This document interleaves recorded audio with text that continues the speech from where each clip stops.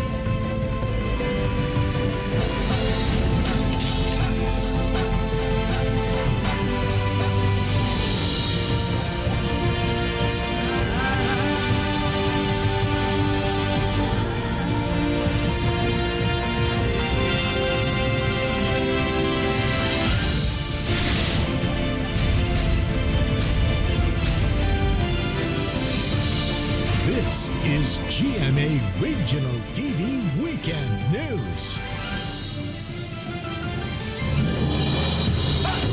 Good afternoon. This is your GMA Regional TV Weekend News. The biggest, the latest as local news matters. Teco Campo. Sara Hilomen Velasco. Real Suroche, broadcasting live from GMA Davao Complex in Davao City. We'd like to welcome our Kapuso viewers from Luzon, Visayas, and Mindanao, as well as our kababayans all over the world watching us through GMA Pinoy TV and GMA News TV International. This afternoon, we will be joined by GMA Regional TV correspondents Jandy Esteban of RTV1 Mindanao, John Sal of RTV1 Western Visayas, and Ivy Hernando of RTV Balitang Amianan. We'd like to welcome the new year 2020 by highlighting our beautiful region, at the same time be inspired by the stories in our localities. That's true, Sarah. We also have our other counterparts from the regions. Rain Palino of RTV Bicol and Alan Domingo of Balitang Bisdak. For today's headlines. After almost 2 years, martial law in Mindanao is lifted, but security remains tight. Body of OFW killed in road mishap in Singapore arrives home. Police authorities in Cebu City gear up for the 40th Sinulog Festival. Martial law in Mindanao has been lifted at the start of 2020, but authorities will continue security measures. RTV1 Mindanao's Jandy Esteban will tell us more live. Jandy.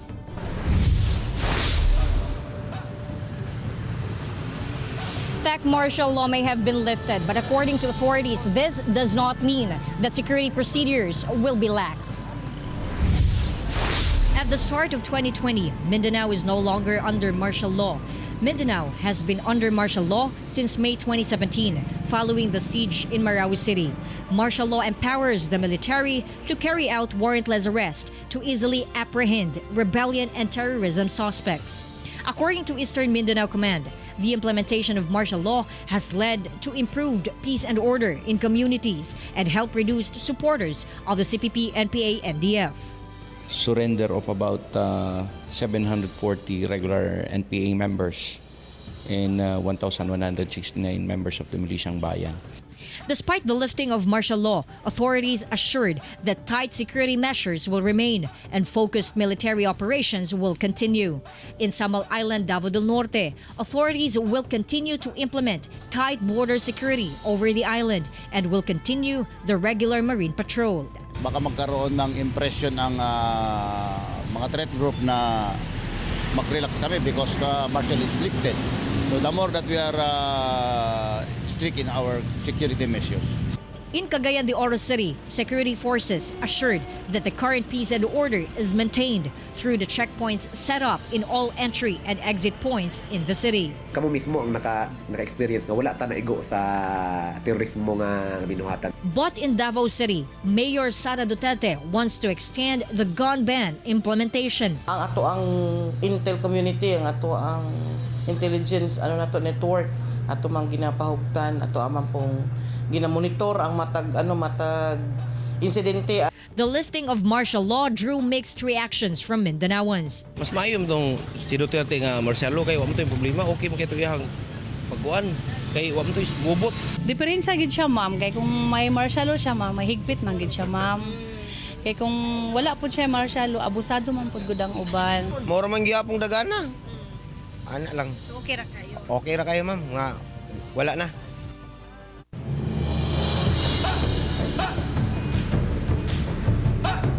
The whole of Mindanao remains under a state of emergency even after the martial rule was lifted. This was declared by President Rodrigo Duterte in 2016 after the bombing incident in Davao City. Tech.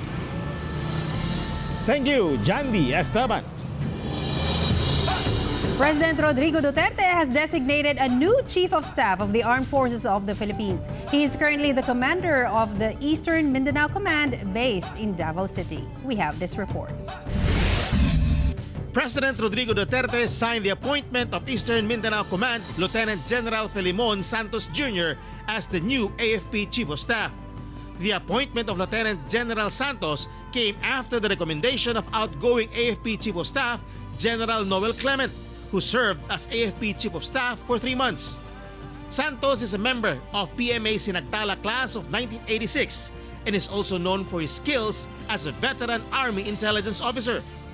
Before becoming the commander of ISMINCOM, Santos led the 11th Intelligence Service Unit and Intelligence Service Group of the Philippine Army as commander. For some time, he was also assigned as commander of the 39th Infantry Battalion based in Makilala, Cotabato. He also led the 7th Infantry Division of the Philippine Army in Nueva Ecija. As the new AFP Chief of Staff, Santos vows to end the local communist armed conflict. We will enhance, we will make it faster, especially our focus on local peace talks. For his first 100 days, Santos will collaborate with the local government units and take part in the implementation of programs which aims to encourage the surrender of NPA rebels and further development of communities, especially in the hinterlands. Medyo delay pa ng konti with our set objectives. Papastrack natin yan. Focusing on the armed group. Together with cameraman Joe Pascual, I am Tech Ocampo for GMA Regional TV. The body of OFW killed in Singapore car crash finally comes home. 2 remain warded under the treatment at the hospital while 2 were out of danger. We have RTV Balitang Amyanan's Ivy Hernando for the details. Live, Ivy.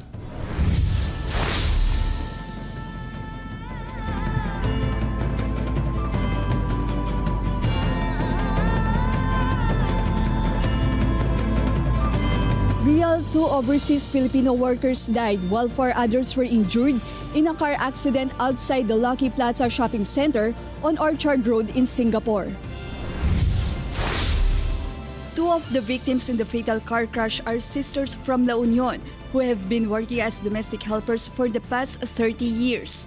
Arceli and Arlene Lucas were among 6 friends having a picnic by the exit lane of Lucky Plaza Car Park when a black Honda crashed through a pavement railings and plunged several meters, hitting them. Arlene, 50, died on the spot, while her sister Arceli, 56, remained unconscious. Reynaldo, the only brother of the victims, said their family only learned about the incident after calling his wife, who was also a domestic helper in Singapore, a couple of hours after the incident.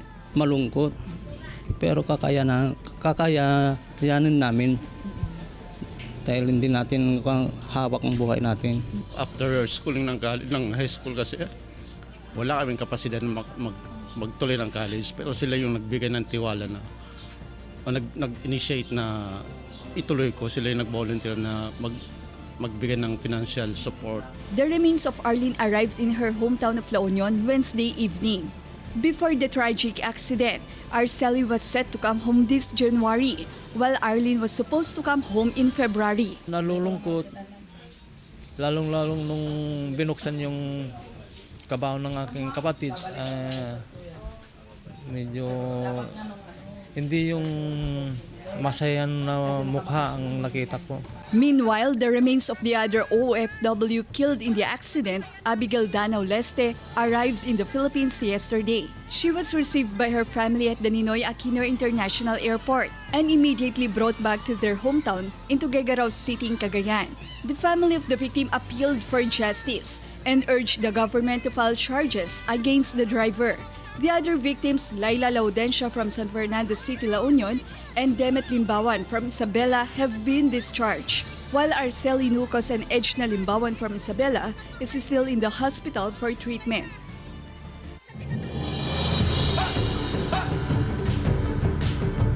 RIAL, the Overseas Workers Welfare Administration, said it will provide burial assistance to the deceased workers and livelihood assistance and scholarship grants to their family members. RIAL?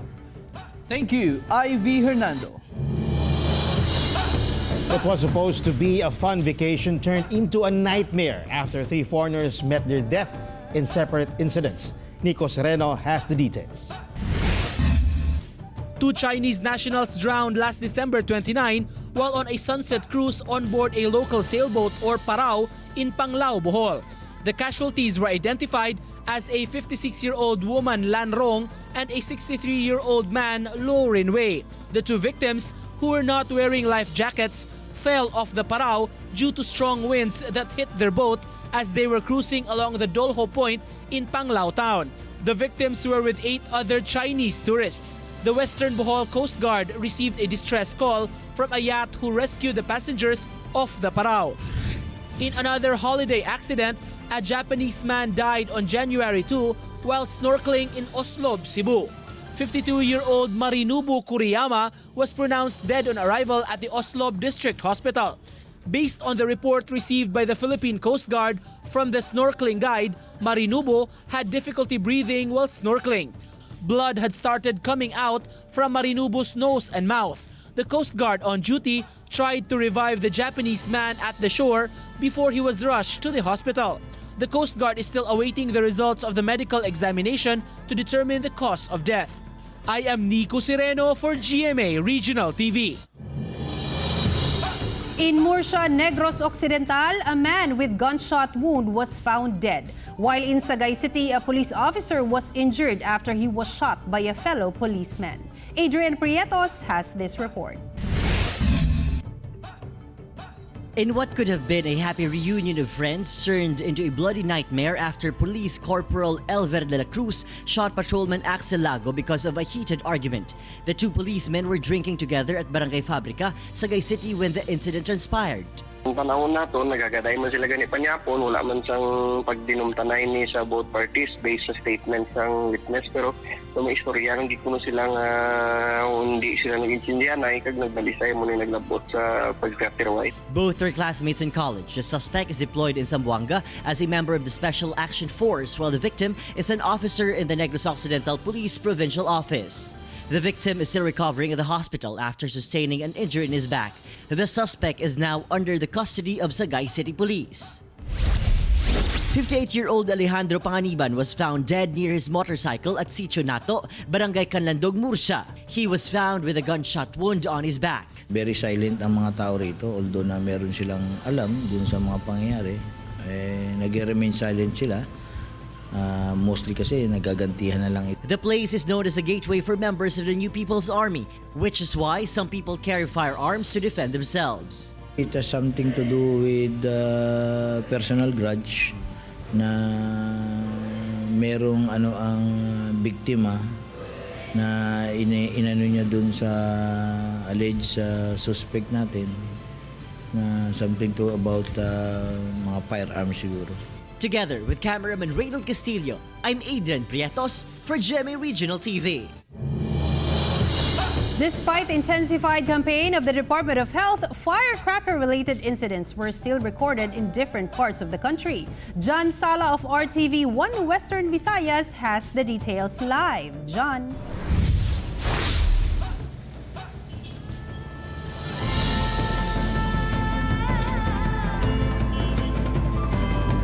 Sarah, others spent their New Year partying on the streets while others resorted to the tradition of using firecrackers, which led to a number of firecracker-related injuries in the entire country.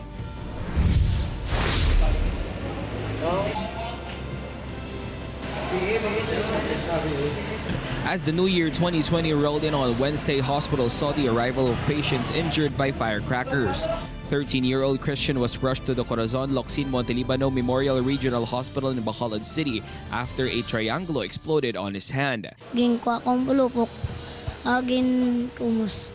The left hand of an 11-year-old Adrian from Pototan, Iloilo was amputated after an improvised firework he was holding exploded. Christian and Adrian was just 2 of the 90 firecracker-related injuries recorded in Western Visayas from December 21, 2019 to January 3, 2020.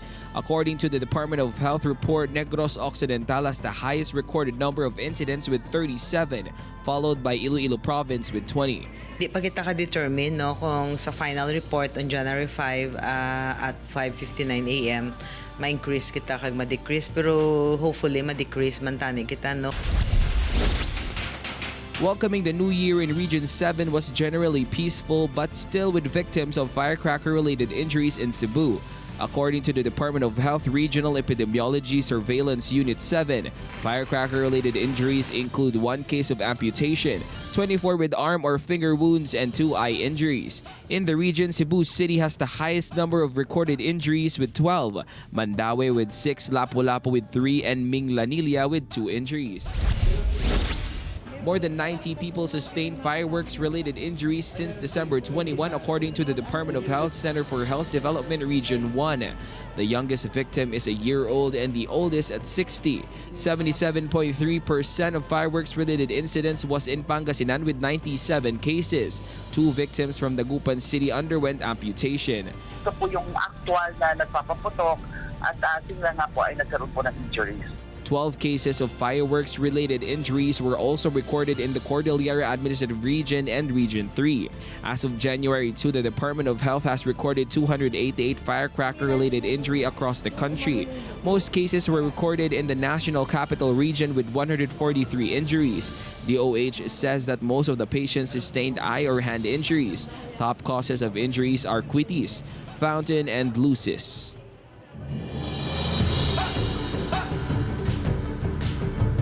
Sarah, the Department of Health stated that the number might still increase since the consolidation of data will continue until tomorrow. Sarah? Thank you, John Sala.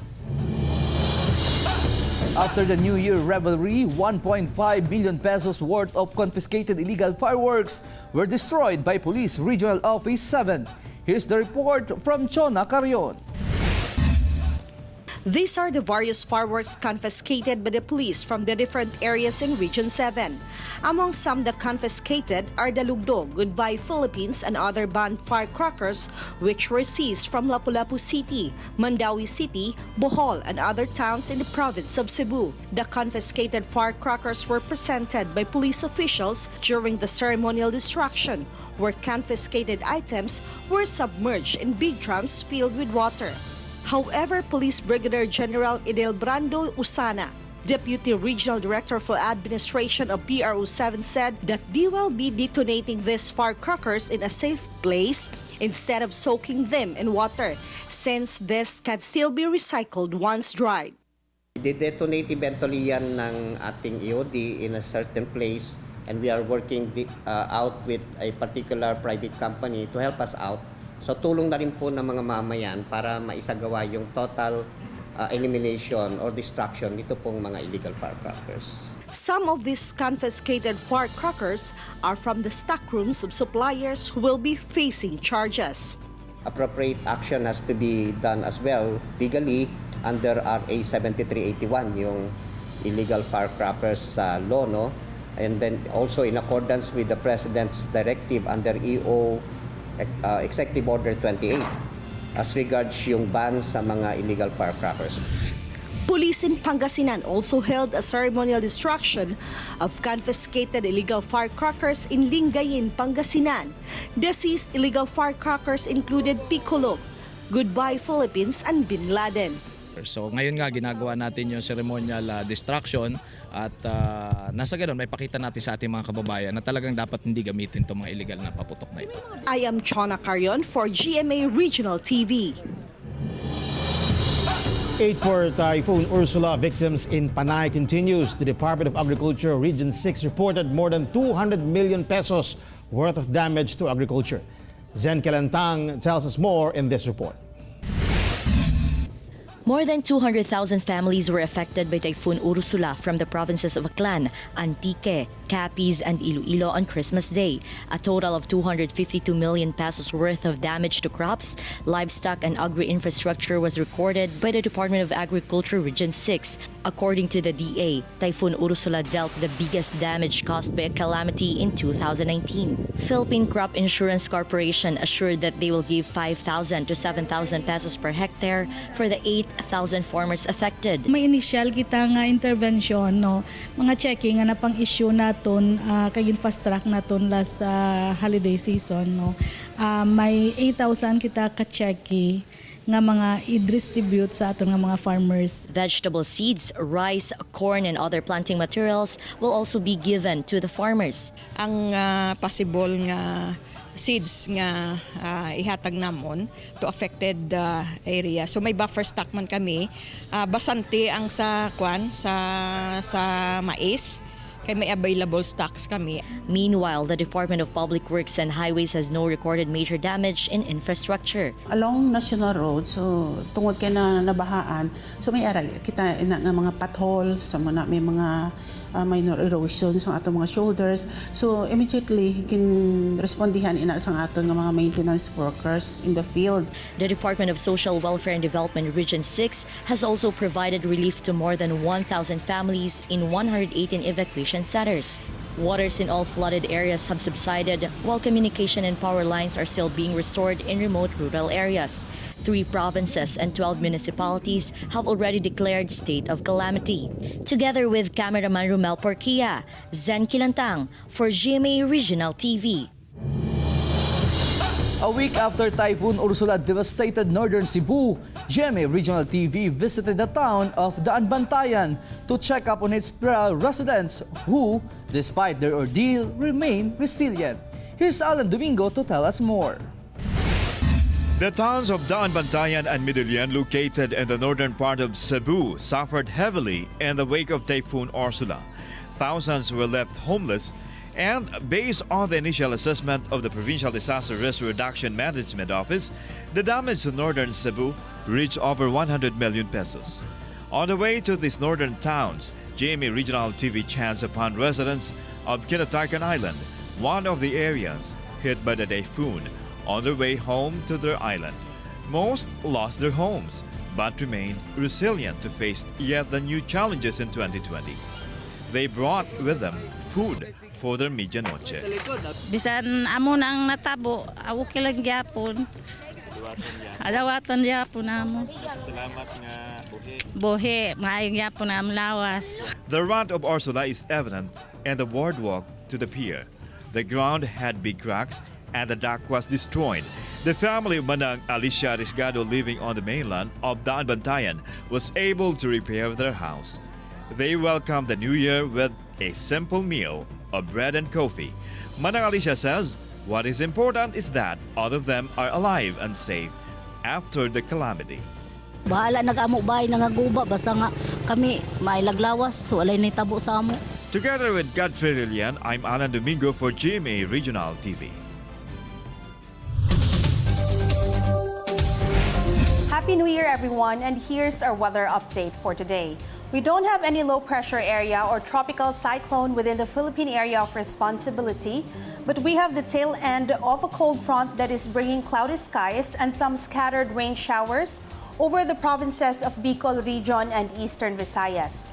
Meanwhile, the northeast monsoon is also bringing cloudy skies and some scattered light rains over Cagayan Valley, the Mountain Province, Ifugao, Kalinga, and Aurora. While for the rest of Luzon, the rest of Visayas and Mindanao will continue to experience generally fair weather with only some isolated rain showers, mostly in the afternoon or evening. And for wind and sea condition, we have strong winds from the northeast that is affecting northern and eastern section of Luzon with a rough sea condition. While for the rest of Luzon down to Visayas and Mindanao, we'll also experience moderate to strong winds with moderate to rough seas. And for more weather updates, visit the Pag-asa website at bagong.pagasa.dost.gov.ph and check out our social media accounts in Facebook, YouTube, and Twitter. And that's our weather update for today. Reporting from Pag-asa, Visayas, DOST in Mactan, this is Netherlands sa Letrero. Happy New Year! This is GMA Regional TV Weekend News.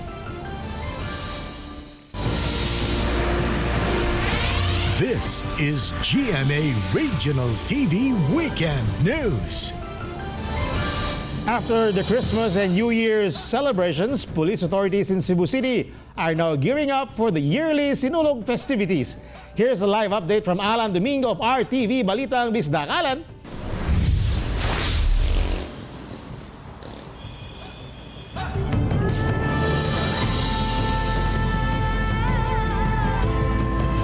Senior Tech, the Sinulog fever is on, but people should expect tighter security will be implemented in various activities during the Sinulog Festival. According to Cebu City Police Office OIC Colonel Engelbert Soriano, they will still implement the usual security measures which have proven effective for the past years. One of these is prohibiting backpacks to those who will enter the Basilica del Santo Niño. Except for authorized drones, Cebu City has also been declared a no-fly zone.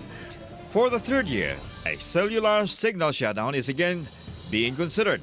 Police are now coordinating with the National Telecommunications Commission for a possible signal shut-off during the solemn foot procession on January 18 and the Grand Parade on January 19.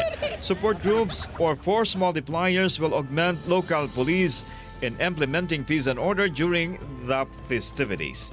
We are in close coordination with the Sinulog Foundation and then itong mga officials ng Basilica para sa mga preparations. So far po, nasa final touches tayo, no? And we're ready to go. We're just awaiting for some other technical equipment to be used during the Sinulog. The religious activities of the Sinulog Festival honoring Senior Santo Niño has already started. The image of Santo Niño is being toured around different churches and institutions in Cebu City like hospitals and jails.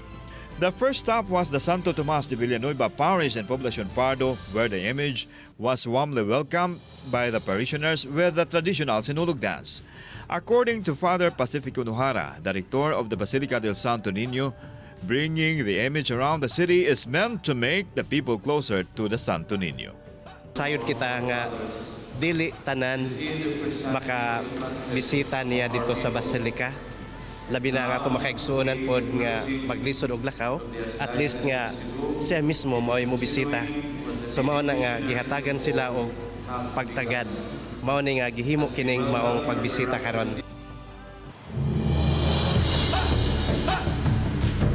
The 9-day novena mass heading to the feast day of Senior Santo Niño will start on January 9.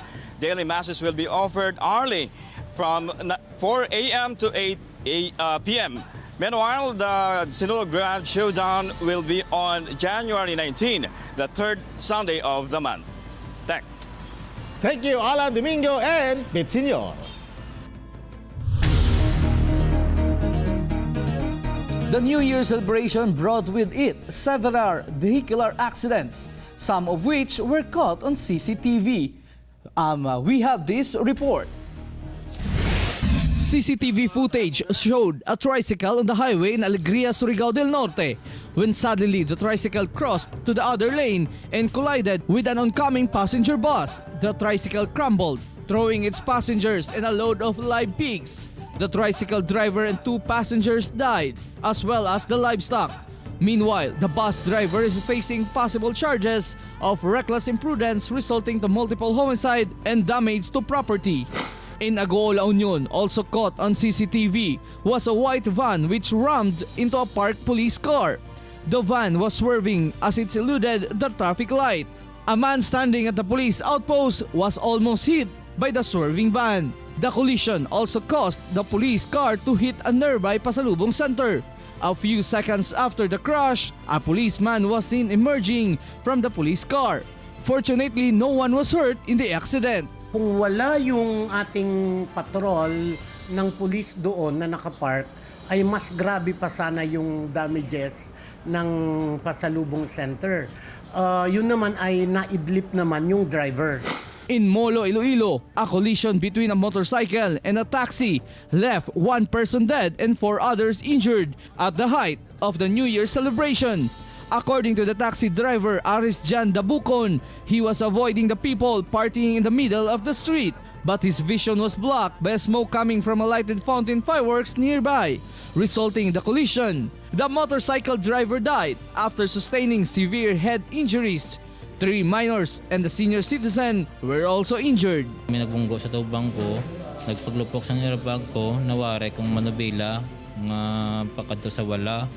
Walang ko ideya, sir, kaya nagbunggo sa kilad sang siyento sang kamalay itong akong salakyan.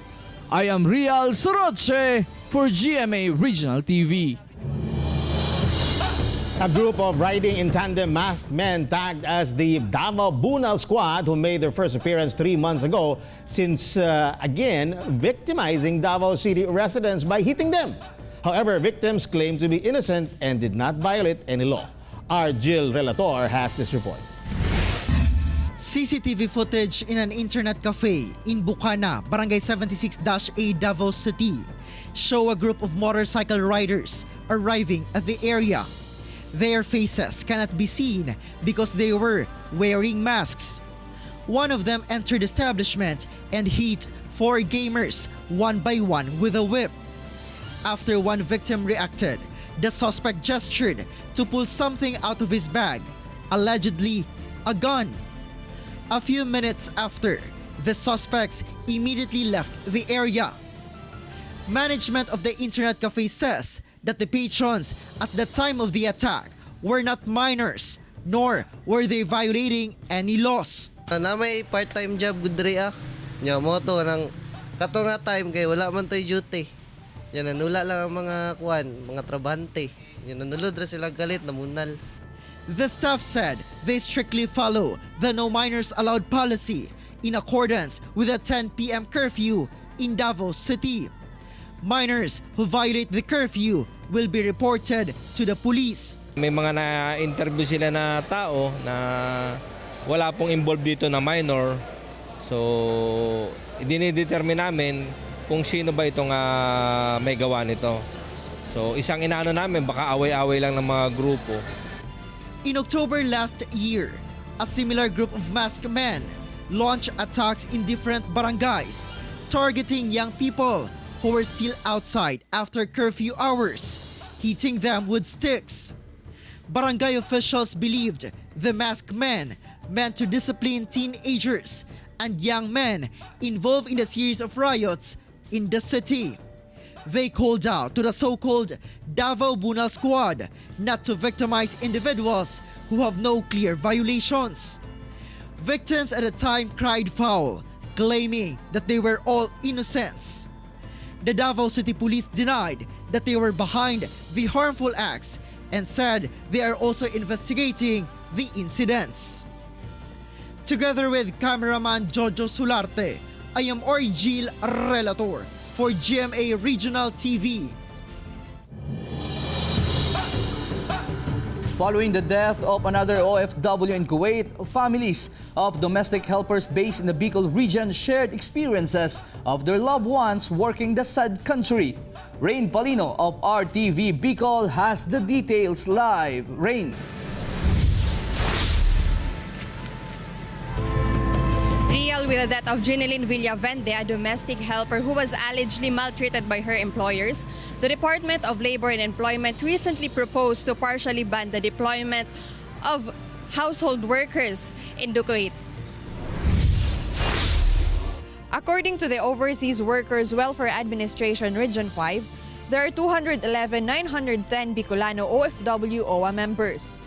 Alan Modino is taking care of his 4 children while his wife works as a domestic helper in Kuwait for the past 2 years. His wife, Salvacion, says that despite being treated fairly, she plans not to go back in Kuwait. Tios na lang karo matapos ang kontrata pero si kadakala na kaibanan ko talaga gusto na talaga mag-ulit. After hearing the news about slain OFW Villavende, Alans wants his wife to return to the Philippines through the assistance of government. Ay, dahil na po kung sa Kuwait eh. Grabe po baga dyan. Rakol na nangagadan. Unlike Alan, Johnny Capillo wants his wife Amor to remain in Kuwait, where she has been working as domestic helper for 4 years. He says his income as a farmer is not enough to provide for the needs of his family. Siguro pagkatapos ng agi ko, may makapatapos lang ako daw doon. He added that his wife's employer is also kind and generous. Hence, he is confident that his wife is doing fine in Kuwait. Ngunya na New Year, Pasko tapos bagong taon, bali itong mga sinaudan ng agom ko, halip man sa among niya.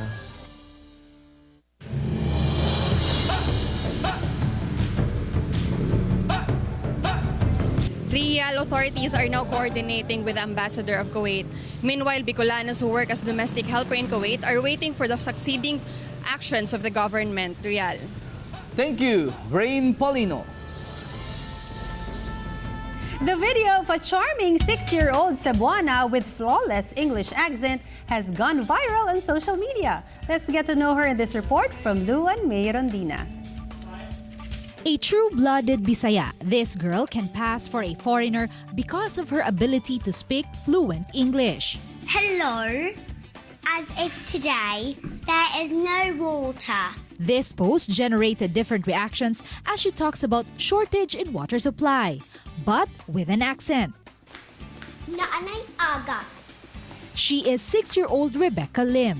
Remember, you make sure it's perfect, because if they know my tricks, they will literally not believe it. Got it? Good. She can even imitate well-known internet personalities like Emanuela, a Nigerian child comedian. Hello. See. I'm gonna let you see my Christmas tree. As you can see, there is this, and this. And as you can see, it's so neat. What is so neat, ah? Rebecca is a smart and talented child who loves acting and declamation. My dad decided to make a vlog about why is there no water. So I did it in Bisdak. Her mother says that daily exposure to videos on social media helped develop her accent and outgoing personality, which you can see in her videos. Unsay expression sa mga tao dito, unsay sinultian, masunod niya. Kay maka Miranda Sings man siya, maka Emanuela, Erika Imbang, once makita siya, ma-follow niya. Her mom plans to further develop her ability, especially in the field of acting. Together with Lian Sinculan and Clofer Lumayag, I am Luan Mayrondina for GMA Regional TV.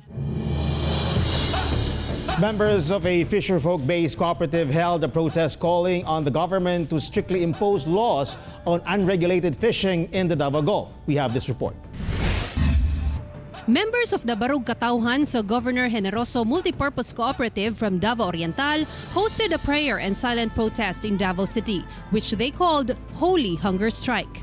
The protest aims to call out to President Rodrigo Duterte and his administration to establish and create the Davao Gulf, Oceans and Coast Fisheries Management Authority through an executive order, and to declare a total ban on catching juvenile fish, including its sale in all fish ports and marketplaces. This also includes banning of commercial fishing vessels using active fishing gear, ring net, bag net, and to apprehend all illegal fishing activities. Nga tanang senador nga maghimo nagbalaod nga wala nay commercial fishing between Bay Gulf and between islands. According to the group, fish that is supposed to be available to mid to lower class Filipinos is inaccessible because of high prices and low supply. Kinsay makakaon ang dato ra og ang middle pero ang pobre dili na makakaon ana. Nya gihatag ra ba na sa Ginoo. Raul Maghanoy, a fisherman, proved that compared to previous years, fish harvest is now at its lowest. In 24 hours, he was only able to catch 30 kilograms of matambaka fish. Minus other expenses, he only nets 1,000 pesos for his family. Minus. Nagmayra, walang tag kilos. Napay makakuha po barili sa dapat. Together with cameraman Jojo Solarte, I am Sara Hilomen Velasco for GMA Regional TV. Heritage city of Vigan can be considered as a top certified tourist destination in the country today. Let's find out why in this report of Ivy Hernando. More than 1 million tourists visited the World Heritage City of Vigan in 2019, according to the Vigan City Tourism Office. Holy Week and Christmas season is said to be the peak time of the year, with the most number of local and foreign tourists. In April 2019 alone, Vigan City recorded more than 200,000 travelers. Tinatawag nating mga turista pagka nag-i-stay sila at least overnight in a commercial establishment dito sa Vigan. The historic town of Vigan, a UNESCO World Heritage Site and one of the new 7 Wonder Cities, also attracted its share of day trip visitors and budget travelers. Dito sa Vigan, ginawa nila yung kalesa as a tourist vehicle kasi almost magkakatabi yung mga pinupuntahan dito po. This is also one of the reasons why JP and Angeli, a couple from Batangas, visited the city for their New Year's vacation. I agree ako sa part na mas mura siya compare sa ibang attractions. The city government plans to add more tourist spots not only in Vigan, but in neighboring towns of Bantay, San Vicente, Santa Catalina, and Cagayan. Together with cameraman Norman Raka, I am Ivy Hernando for GMA Regional TV. We would like to thank everyone from around the Philippines as well as our kapuso abroad for watching today's episode. You can watch this episode and more on GMA Regional TV's official YouTube channel. That was the biggest and the latest from the regions. Thank you for joining us from all of us here in Mindanao. This has been GMA Regional TV Weekend News, where local news matters. Happy weekend!